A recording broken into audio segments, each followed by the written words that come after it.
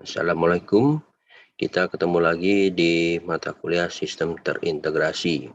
Untuk pertemuan kali ini atau video kali ini, saya akan bahas mengenai database manajemen sistem yang terintegrasi atau database manajemen sistem DBMS yang terintegrasi. Tetapi sebelumnya saya akan bahas dulu, mungkin ada sedikit supaya mengurangi ambigu, mengurangi kerancuan, yaitu mengenai definisi dari sebuah database terintegrasi. Database terintegrasi yaitu sebuah database logik yang disebarkan secara fisik antar komputer yang berada di lokasi yang berbeda tapi dikomunikasikan atau dihubungkan dengan alat komunikasi atau jaringan. Mungkin nanti saya akan bahas ada sedikit rancu dengan istilah desentralisasi database. Ya. Antara database terintegrasi sama dengan desentralisasi database itu keduanya tidak sama. Ya, meskipun secara definisi secara umum ya, kalau kita lihat desentralisasi database adalah sekumpulan database mandiri dalam komputer-komputer yang tidak saling terhubung. Jadi sebenarnya sama-sama data itu terpecah-pecah, tetapi bedanya adalah database terintegrasi, data itu memang terpecah, namun dikoneksikan atau dihubungkan dengan alat komunikasi. Sedangkan desentralisasi database itu datanya terpecah, tapi dia tidak terhubung satu dengan yang lain. Ya, ini definisi yang mesti kita pahami dulu. Yang kita bahas adalah database terintegrasi. Sekali lagi, datanya tersebar secara logik di lokasi yang berbeda, tapi dihubungkan dengan alat komunikasi sehingga terjadinya interaksi atau pertukaran data, bahkan pertukaran informasi dari masing-masing database tersebut. Ya, ini akan kita bahas. Kalau kita lihat di dalam organisasi sebuah data, ya, pertama data itu diciptakan karena adanya kebutuhan di dalam bisnis atau kebutuhan informasi di dalam bisnis.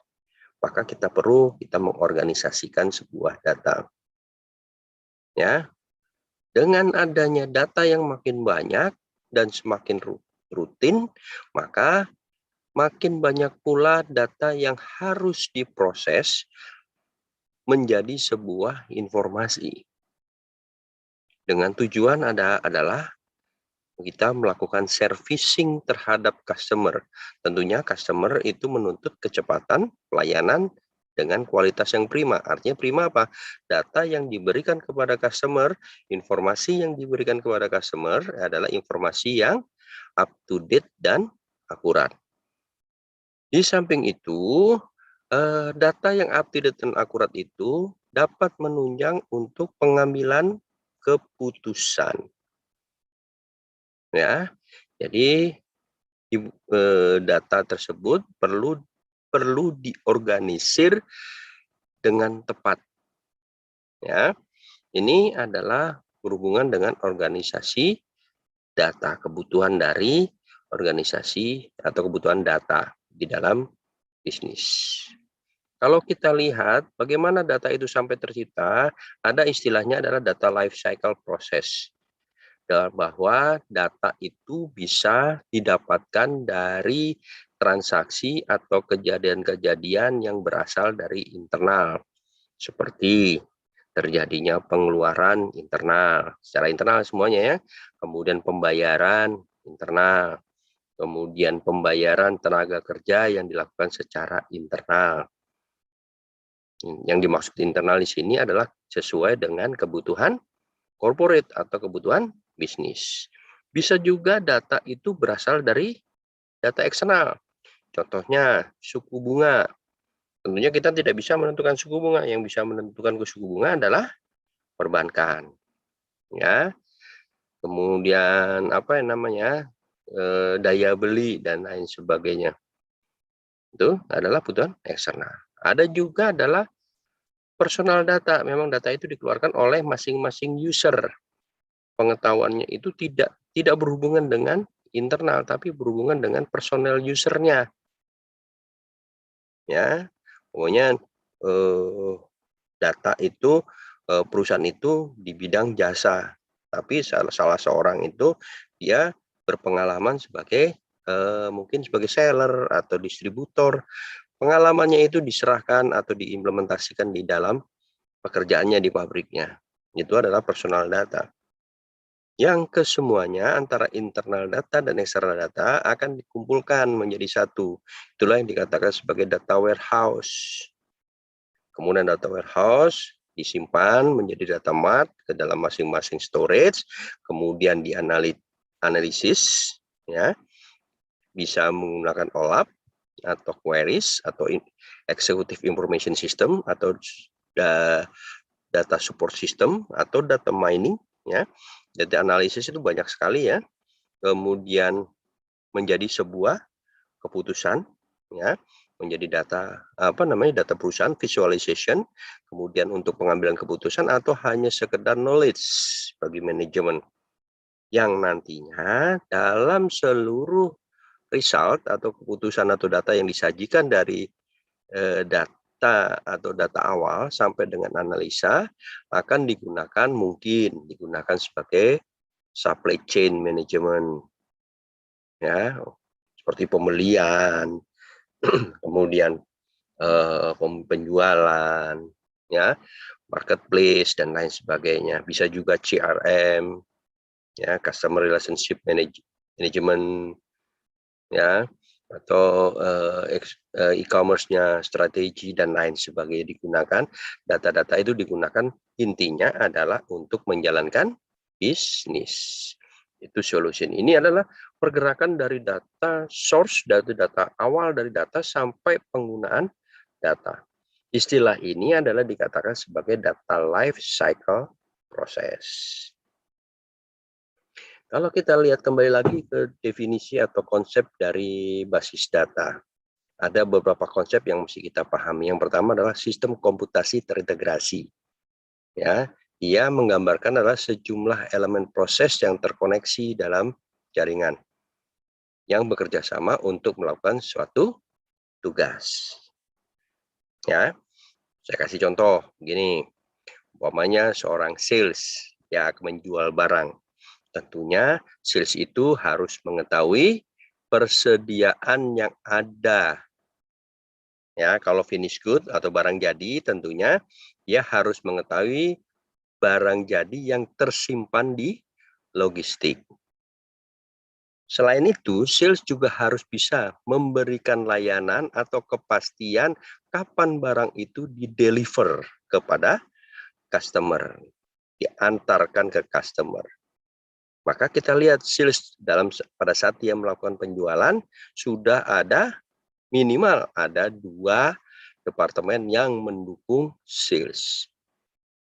Ya, itu yang dimaksud dengan sistem komputasi terintegrasi. Atau konsep yang kedua adalah basis data terintegrasi, kumpulan basis data yang saling berhubungan secara logika tersebar dalam sebuah jaringan. Ya, hampir sama sih sebenarnya, tapi masing-masing ada saling terhubung. Karena kita bicara basis data, mungkin dia bisa basis data yang berbeda. Mungkin kita sebagai distributor kemudian terkoneksi dengan pabrik, persediaan barang di pabrik kita sudah ketahui. Itu database sudah berbeda, kita dengan pabrikan sudah berbeda. Nah, yang terakhir adalah sistem manajemen basis data atau DBMS ini, ya, sebuah software yang mengelola basis data terintegrasi. Jadi kita melakukan pengolahan itu adalah dengan menggunakan DBMS atau sistem manajemen basis data atau database management system. Ini adalah konsep-konsep awal dulu. Ada lagi yaitu mengenai konsep pada sistem basis data terintegrasi data disimpan tersebar di beberapa tempat. Tadi sudah saya katakan definisi di depannya. Data tersimpan di banyak tempat, di lokasi yang berbeda, tapi dia dikoneksikan dengan data yang dikoneksikan dengan jaringan komunikasi. Ya, di dalam proses tampilan di basis data ada dua hal yang mesti kita perhatikan. Yang pertama adalah independensi dari data terintegrasi. Ya, independensi itu apa ya? Dia data terintegrasi yang sifatnya bebas. Maunya seorang logistik ya dia urusannya logistik, jangan sampai diintervensi dengan sistem penjualan gitu ya. Itu adalah dikatakan sebagai independensi.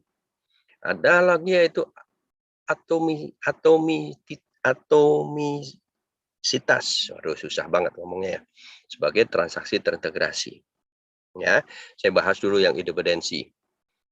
Sekaligus dengan atomisitasnya. Independensi data terintegrasi, dia melakukan atau pengguna dapat melakukan query secara sederhana tanpa menyebutkan tempat. Jadi kalau dia searching data, ya, independensi, dia tidak perlu menyebutkan atau koneksi ke tempatnya. Seperti tadi seorang sales, dia mengetahui persediaan barang, tidak perlu terkoneksi ke bagian gudang atau tidak perlu menyebutkan bahwa data ini berada di gudang. Cukup dikoneksi aja. Select jumlah barang from database-nya atau tabel logistik kan gitu ya. Maka udah muncul data berapa banyak datanya. Ya. Kalau kita bicara atomisitasnya, ya transaksi, dia melakukan transaksi. Ya, yang memang digunakan sebagai transaksinya. Kalau tadi adalah searching-nya, query-nya, independensi tidak saling berpengaruhi. Sekarang atomisitasnya itu adalah berhubungan dengan transaksi. Seorang sales dia jual harus tahu persediaan barang. Jadi pada saat di summit barang itu sudah ada memang. Kemudian di summit dia bisa menjanjikan kapan di delivery dia sudah bisa menjanjikan. Begitu selesai di summit, nilai transaksinya sudah langsung terkirim ke bagian keuangan atau finance. Dicatat sebagai omset. Ya. Itu dikatakan sebagai atomisitas. Ya. Transaksi. Jadi kalau kita bicara masalah logiknya itu adalah independensi. Tapi begitu penggunaan bersama dikatakan sebagai atomisitas transaksi. Ini adalah konsep basis data terintegrasi. Ada beberapa alasan kenapa data itu harus diintegrasikan. Tempatnya berbeda, tapi harus diintegrasikan. Pertama adalah untuk meminimalisir biaya komunikasi ataupun waktu respon. Ya, contohnya, kalau orang sales, dia pada saat jual, saya kasih contoh sales lagi ya, pada saat orang sales jual, dia tidak perlu menunggu orang logistik itu melaporkan berapa persediaan barangnya. Begitu transaksi terjadi, sales order terjadi, sebelum disubmit atau pada saat permintaan dari customer diminta, dia udah tahu berapa persediaannya. Itu waktunya. Jadi customer tidak perlu menunggu lama-lama, dia sudah tahu bahwa barang yang akan dipesan itu sudah ada. Di samping itu ada biaya komunikasi. Ya. Meskipun Bapak ini kan lokal pakai LAN, area network pakai jaringan, nggak ada biaya komunikasi, memang betul. Tapi ingat bahwa data terintegrasi itu tidak menutup bahwa data itu tersimpan di lokasi yang berbeda. Kalau masih suatu lokasi oke, tapi begitu lokasi berbeda, beda kota, gitu, beda provinsi, masalah lagi kalau nggak ada komunikasi. Dengan demikian dibutuhkan sebuah signifikan peningkatan performance. Karena semua customer membutuhkan pelayanan dengan cepat. ya. Itu adalah peningkatan performance. Dibutuhkan sebuah data yang terintegrasi karena performance. Di samping itu, ada data yang direplikasikan untuk meningkatkan ketersediaan di suatu event kesalahan. Maksudnya begini, ya, event kesalahan. Begitu data itu didapatkan, belum disubmit gitu ya. Ternyata katakan sales jual, dia merasa yakin ada. Dia main terima aja, main submit aja, ternyata barang itu masih working process atau bisa tersedia itu 2 hari atau 3 hari kemudian. Maka sales itu bisa segera memberitahukan kepada customer bahwa barang yang diminta ya inden 2 atau 3 hari ke depan. Ya, itu adalah proses untuk memberikan sebuah replikasi dari sebuah kesalahan. Di samping itu juga untuk mengurangi waktu responnya nggak perlu lama-lama. Ya, begitu terjadi saat itu juga harusnya sudah dapat mengetahui persediaannya. Ini alasan. Yang selanjutnya adalah dari jenis basis data terintegrasi, ada 2 jenis yang dikatakan sebagai homogen, yang satu adalah heterogen. Jadi kalau homogen itu adalah basis datanya sama, kemudian servernya juga sama. Ya, jenis servernya sama. Basis data mungkin pakainya Oracle semua, ya. Semua komponen atau di dalam bisnis tersebut semuanya pakai Oracle. Ya, itu adalah dikatakan sebagai homogen. Tetapi ternyata kalau dia umpamanya ada yang pakai Oracle, ada yang pakai Postgre, ada yang pakai SQL Server dan lain sebagainya, maka itu dikatakan heterogen.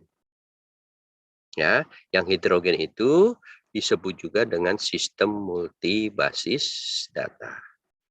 Kita tidak menutup kemungkinan bahwa kita mendapatkan sebuah data atau merancang sebuah sistem integrasi yang database-nya bersifat heterogen atau heterogen. Kita jangan pernah memaksakan homogen kecuali kalau data itu digunakan untuk internal perusahaan. Kita bisa mendapatkan homogen. Memang yang homogen lebih mudah untuk settingnya. Searchingnya juga lebih mudah karena kita tidak perlu koneksi yang macam-macam. Database itu sudah terkoneksi. Tapi kalau hidrogen, kita pakainya Oracle, kemudian tekanan kita pakainya Postgre, ya perlu ada converter antara Oracle ke Postgre. Tapi secara umum query-nya pasti sama. Cuman hanya masalah koneksi.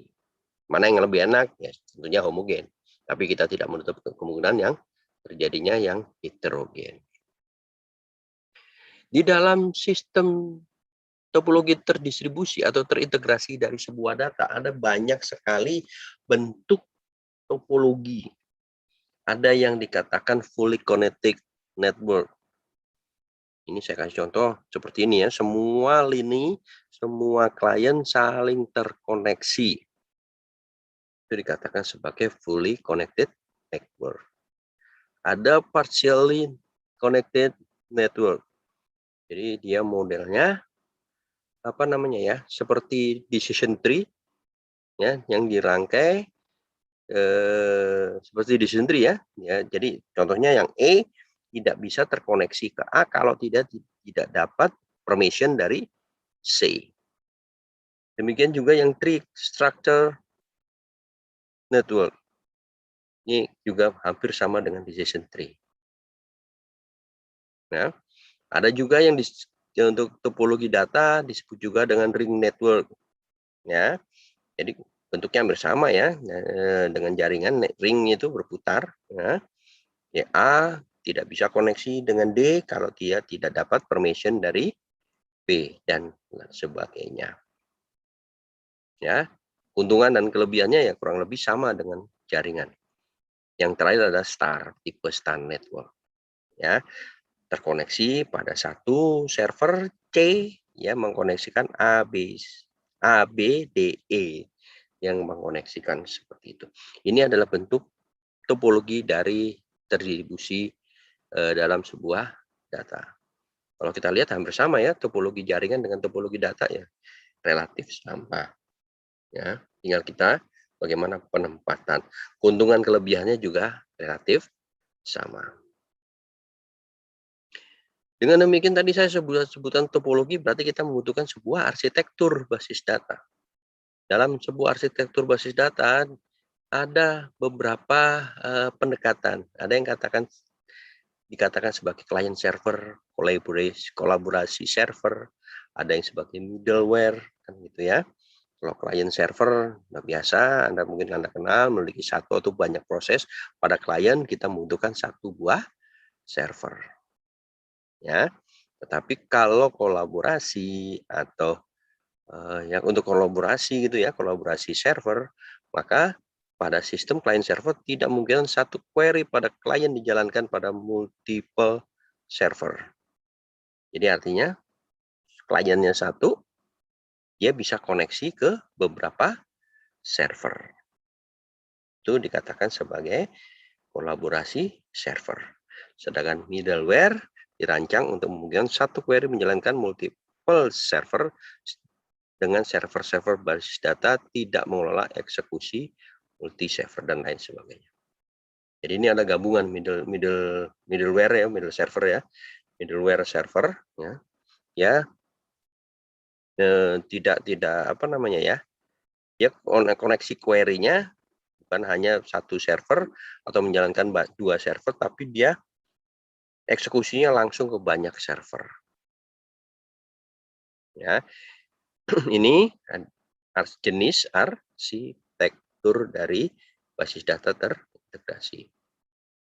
Kurang lebih bentuknya seperti ini. Ya, share noting database yang A ya, share noting database yang A. Yang A itu yang atas ya. Tuh, kurang lebih ada server, kemudian ada satu switch penghubung. Nah, itu seperti itu. Ini kurang lebih sebagai dikatakan kalau satu titik komputer sistem satu ini ada client server, tapi kalau ini collaboration server. B juga mungkin bentuknya seperti itu, yang C juga mungkin gitu. Kalau yang B adalah centralized database, kalau ini adalah distribute database. Ini arsitektur yang biasa digunakan di dalam merancang sebuah arsitektur dari basis data. Bagaimana kalau keuntungan dan kerugian basis data terintegrasi, kan gitu ya? Kalau keuntungannya kita lihat, ya, secara alami mengikuti struktur organisasi. Ya, adanya otonomi, sifatnya tidak dipakai secara bersama, peningkatan ketersediaan, peningkatan keandalan, dan kerja ekonomis, pertumbuhan yang modular. Itu adalah keuntungan. Saya ingin memfokuskan kepada pertumbuhan yang modular. Artinya apa? Seperti tadi sudah saya katakan bahwa basis data itu bersifat independen, bebas. Maka apabila terjadi perkembangan pada sebuah atau sebagian dari bisnis proses, maka bagian itu saja yang bisa dikembangkan atau cukup dikembangkan, yang lain tidak perlu. Itu dikatakan sebagai pertumbuhan yang modular. Kenapa? Karena database kan terpecah kan. Kalau ada sebuah klien, ada sebuah bisnis unit yang bisa berkembang, ya udah dikembangkan aja. Itu adalah keuntungannya. Ya, tapi dia memiliki kerugian. Pada database terintegrasi yang pertama, harga software mahal pasti. Ya, seperti tadi ada yang homogen, ada heterogen. Kalau yang homogen oke. Kita beli apa namanya? License-nya cuma satu. Bagaimana yang heterogen? Ada penambahan license untuk membaca sistem yang lain. Kompleksitas ya juga. Karena data itu akan terintegrasi, independen. Kadang-kadang kita nggak tahu bahwa data itu datangnya dari mana. Atau ada. Dengan ada integrasi yang perlu kita perhatikan adalah masalah keamanan. Ini sering sekali terjadi kelemahan. Kalau satu klien dia lemah, maka begitu masuk klien itu, dia bisa masuk ke yang klien yang lain. Itu mesti kita jadi concern untuk proses keamanan. Seluruh klien yang terkoneksi di dalam sistem terintegrasi itu semuanya harus menjamin keamanannya masing-masing. Ya, termasuk sulitnya menjaga keutuhan data, jangan sampai ada yang di-corrupt. Baik itu dia corrupt ataupun di-hack atau data itu hilang, disaster. Maka terjadi disaster, maka buntut-buntutnya adalah pengambilan keputusan juga semakin jadi terhalang. Yang kerugiannya adalah kurangnya standar. Kita tidak bisa menentukan standar karena masing-masing bisnis mungkin kalau kliennya itu berbeda-beda bisnis prosesnya, maka standarnya juga akan bisnis akan juga akan beda-beda, nggak ada standarnya. Ada kurangnya pengalaman kan gitu ya. Karena pengalaman masing-masing di klien karena database tersebar gitu ya, ya masing-masing di klien memiliki pengalaman yang mungkin dengan berbeda. Yang terakhir adalah kesulitan atau melakukan perancangan yang lebih kompleks.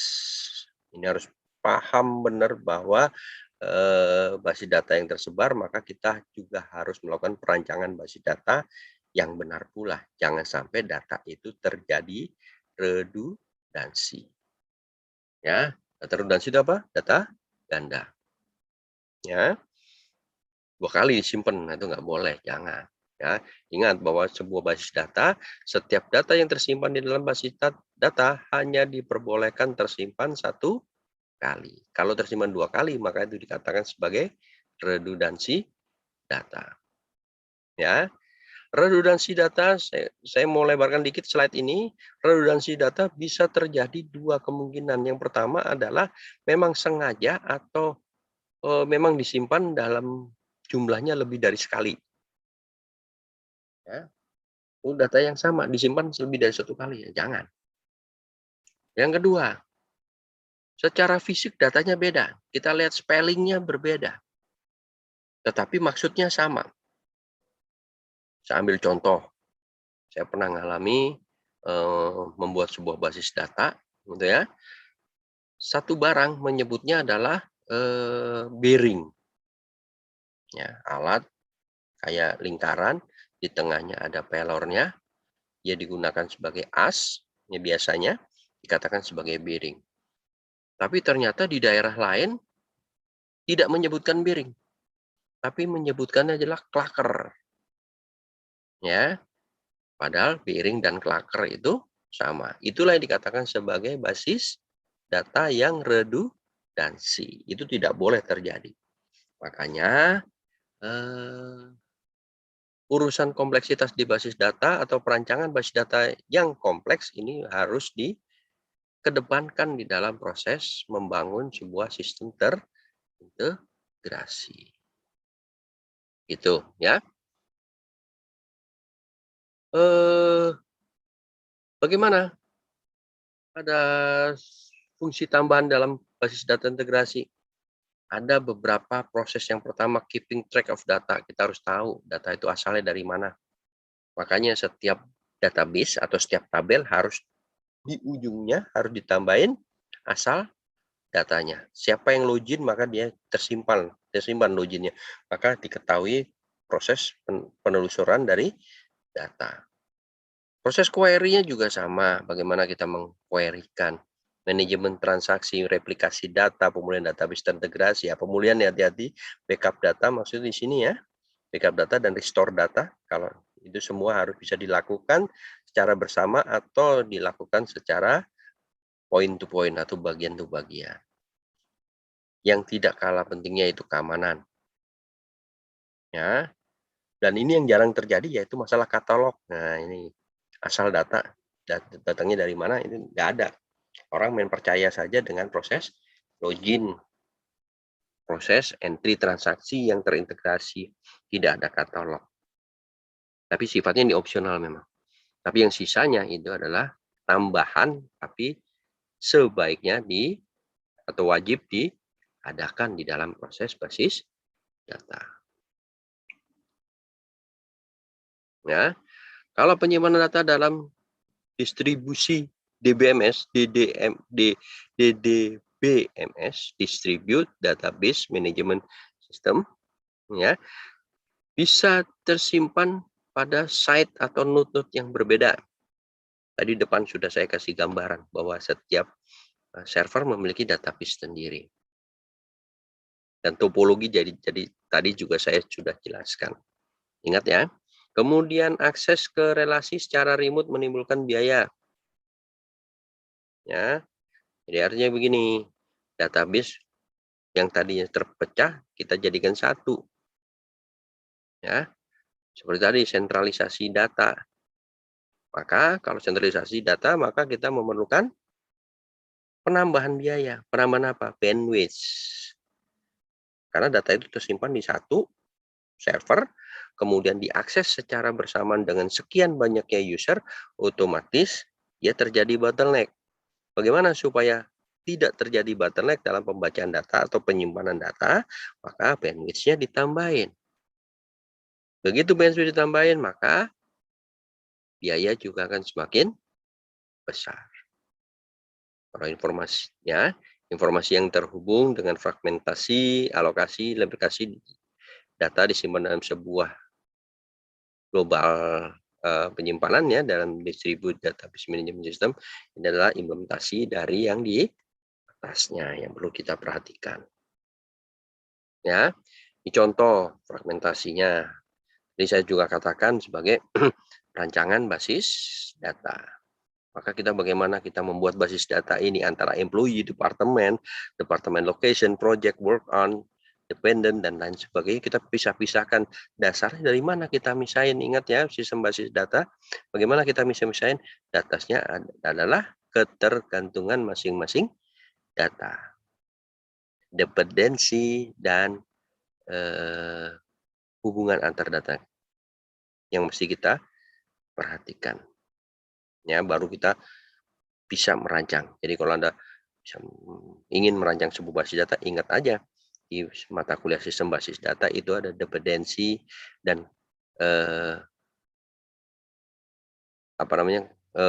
hubungan antar datanya yang mesti kita perhatikan.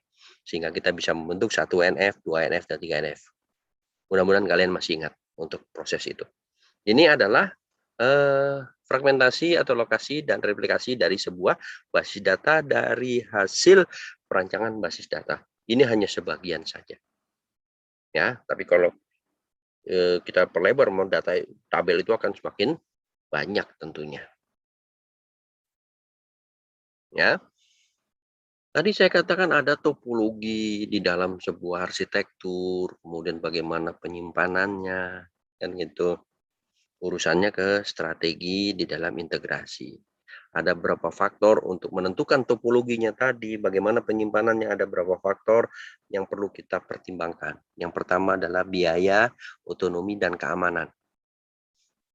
Ya, ini nomor satu yang perlu kita perhatikan. Pembiayaan. Karena database tersebar pasti biayanya mahal. Seperti tadi ya, kekurangannya dalam data integrasi itu biayanya mahal. Ada lagi keamanan yang pentingnya. Yang kedua adalah pola situs data. Artinya organisasi data, database-nya kemana. Kemudian yang ketiga adalah pertumbuhan dan perkembangan dari data. Peningkatannya berapa besar transaksi yang terjadi. Yang kedua, selanjutnya adalah kemampuan teknologi. Ya, kita lihat teknologi. Ya, yang ada di sekitar situ, ada nggak provider yang bisa membantu kita ya untuk menangani teknologi basis data. Ini pembiayaan muncul lagi. Ya, yang terakhir adalah kebutuhan layanan yang dapat diandalkan. Ya, semakin banyak customer yang akan kita layani, tentunya sistem basis data atau sistem informasi itu harus bisa menunjang servicing terhadap customer. Ini adalah ada beberapa faktor untuk pemilihan strategi dari data atau database manajemen sistem terintegrasi. Ya, ini adalah faktor-faktornya. Oke, demikian penjelasan dari saya. Ya, Anda bisa tambahkan pengetahuan Anda, bisa dari pengalaman Anda di dunia pekerjaan, atau Anda juga bisa googling. Selanjutnya nanti kita diskusikan apabila nanti dipandang perlu. Terakhir, terima kasih atas kehadirannya. Terima kasih atas perhatiannya. Tetap jaga kesehatan, tetap semangat, dan terima kasih.